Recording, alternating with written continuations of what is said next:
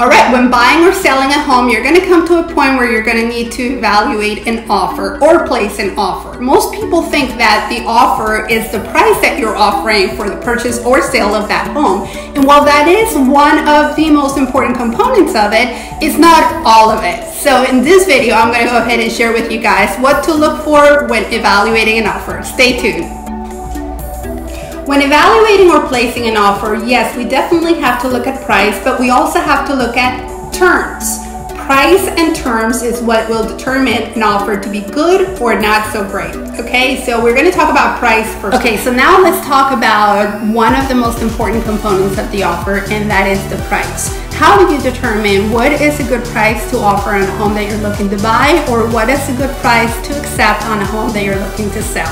Well, a lot of these things are going to be determined by the market, but there are some great indicators that you should definitely look for to give you an idea as to what you should be offering or accepting. I would definitely encourage you to look at comps, and that's something that I diligently look for when working with my buyers and sellers. We want to definitely assess the market by taking a look at the recent homes that have closed within a close proximity of yours or the one that you're looking to buy. And what I mean by close proximity, these are typically within the 5-mile radius. Obviously, the closer the better. You also want to make sure that they have closed within a reasonable time frame. And what I mean by that, within the last 3 months. You don't want anything longer than that if you have the comps available that are more recent. And you also want to make sure that they're true comps. If you're buying a 3-bedroom, 2-bath or a 5-bedroom, 4-bath, you want to make sure that you're comparing apples to apples. If not, then you also can make adjustments. I always do that. So once I find out exactly what the offer should be or a ballpark figure, then we also make adjustments depending on any upgrades that that home might have or not. So definitely connect with me if you need help assessing an offer or placing an offer. I'll be happy to help. So now that we understand how to determine a good price on a home, now we want to take a look at some of the other things such as terms. Okay, so the offer should be a combination of price and terms. So I'll go through those now. All right, one of the terms that you have to look at is the method of payment. Okay, you want to know if this payment is going to come in the form of a cash transfer at the day of closing, or if there's financing in place, or if it's going to be a combination of financing and cash. Generally, financing typically has certain conditions that are attached to them. We call those contingencies. Where cash, we know that we don't have to wait on any conditions for that to come through. It's really important to get a proof of funds up front if that is the method of payment, but you definitely want to know.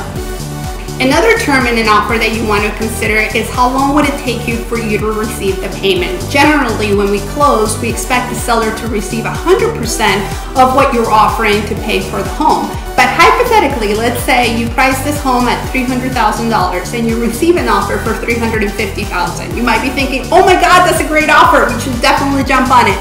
Well, hold on a minute. You want to make sure that that is something that is going to be payable on the day of closing, because if they're offering $350,000 but that is payable over 100 years, then it's not such a great offer as you had initially expected. It's important to look at the terms. Now, another important term to look at is how quickly can they close. Is this a buyer that is going to want to close on your home within 30 to 45 days, which is normal?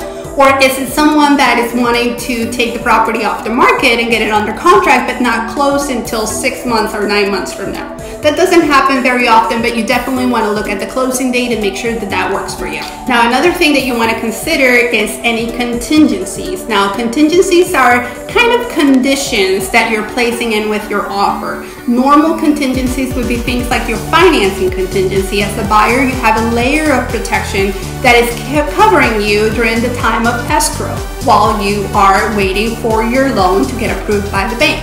If for any reason the lender did not approve that mortgage, then you have that contingency that would allow you to protect your deposit during that time. So you definitely want to look at and see what are the contingencies included in the offer. Another very important contingency would be a contingency to sell their home before they can buy yours. Okay, now in this market, it's really important to know that, because it depends on where that home is located and how well it's priced as to how long it might take for that to sell.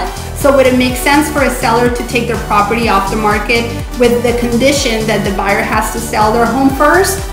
Maybe sometimes it does, but sometimes it doesn't. So it's important to understand exactly where that home is located, how fairly is the price, and how fast would that contingency be fulfilled so that you could ultimately close on that purchase. And lastly, you want to take a look at the amount of the deposit as one of the important terms in the offer. And the reason why that is important is because, again, just thinking of that sales price of $300,000 hypothetically, that should have at least a 1% of a deposit. So typically that's the rule of thumb, 1% or more on a deposit. But if you have a full price offer, let's say you got an offer for $300,000, but that comes in with a $200 deposit, it's not so great of an offer.